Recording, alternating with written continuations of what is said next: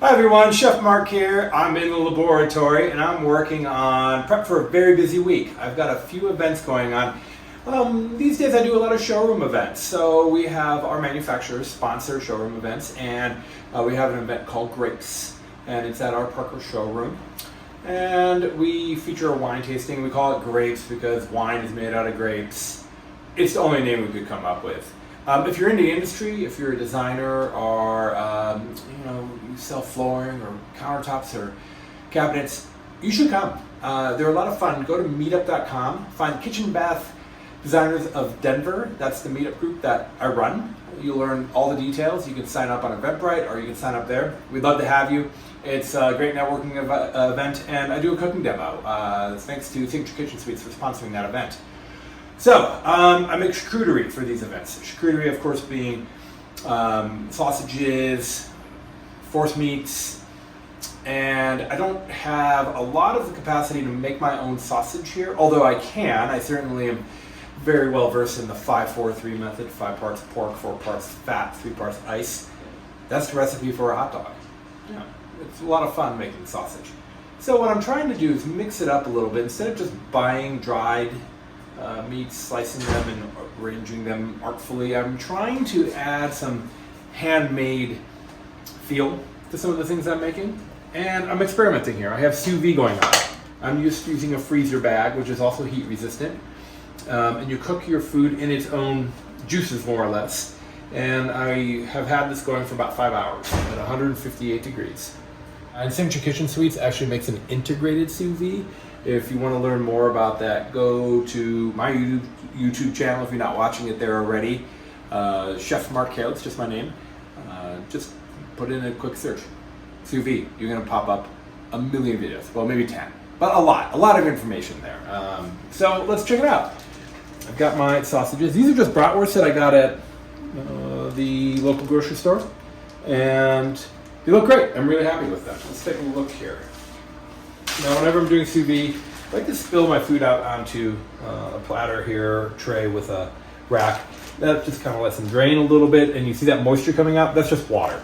If you're doing steak or chicken, you'll always have that water coming out, and that's just par for the course here. Now, having not done this before, I'm going to kind of kick on my burner here so I can put a little sear on these. Here's the good and the bad. Okay, so they look beautifully cooked. I'm really happy with the doneness. They have a nice firm feel to them. What I don't like is how the casing is kind of sloughing off here. I'm not as enthusiastic about that. Having never sous vide a casing meat like this before, I'm not sure if this is going to give me a nice sear or not. I'm going to taste this before I sear it to see how we do. Okay, doneness looks good. I don't think we need to cook it anymore. There's a touch of pink in there, but oh gosh, these things cook at pork's fully cooked at 160 degrees. I went to 158, figuring by the time I sear it and it carry over, I'm going to be past 160 degrees. It's a little underwhelming, actually. I got to tell you, the casing is extremely chewy, and the flavor is good, but you got to kind of get past the casing. Here's my hope. We're going to sear these in this pan with some oil, and hopefully that'll give it some caramelization and kind of crisp things up. Okay, so I'm preheating a pan here. Of course, I always preheat my pan before I add my fat, and then I immediately add my food.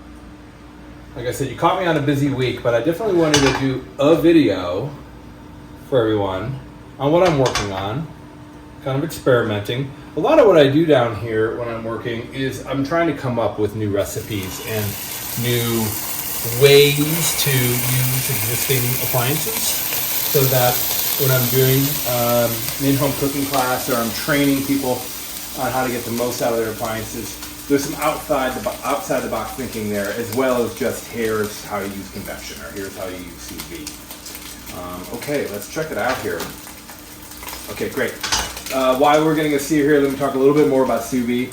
GE offers a sous vide device that it actually is like a magnetic device that clamps to the pot. It's got a thermostat that goes into the pot, and you set it on either the profile induction or the new 40-inch Pro range. Has this true temp burner. It kicks on and off the gas, but it'll set your temperature perfectly. It doesn't have an impeller. but there's enough convection circulation from the cooktop itself that you don't need the impeller. And then Signature Kitchen Suites has an integrated one, and then of course the wand style. This is Kitchen Gizmo. I like this device. It's $80, $79 on Amazon, shipped. Works great. I've been really happy with it. They have a wireless version as well. I haven't tried that because I'm worried about the battery kicking out, like if I'm sous vide for a long time. So I like the wired one, but I can see the value in a wireless one if that's maybe you're camping. That'd be kind of fun. All right, I love camping. Maybe I'll get one of those for that. Oh, okay, here we go. All right, now we're getting some look there. Okay, look at that beautiful color. These are wanting to stick on me. I'm having to be careful. Okay, I'm really happy with that color. And you know, now that I'm getting some sear on it, I've got to tell you, the casing seems to be holding up better than expected. That is a true story. What I'm going to do is I'm going to sear these on all sides.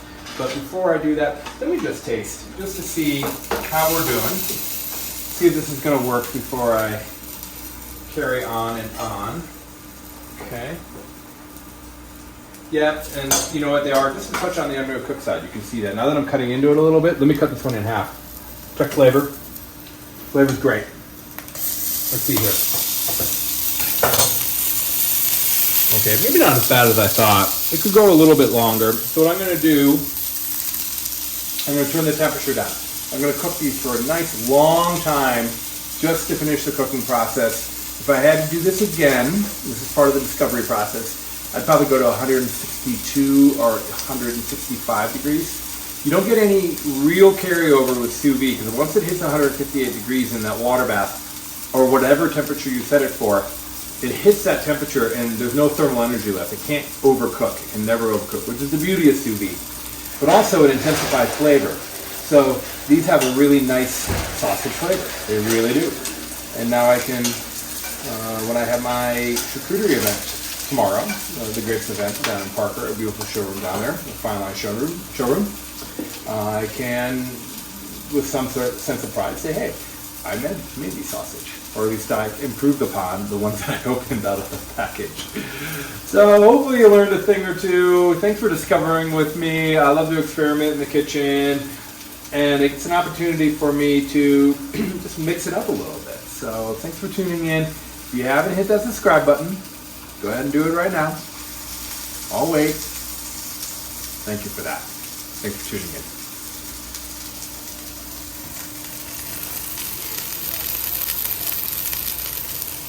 Online or locally, save at ApplianceFactory.com. Click the link to learn more.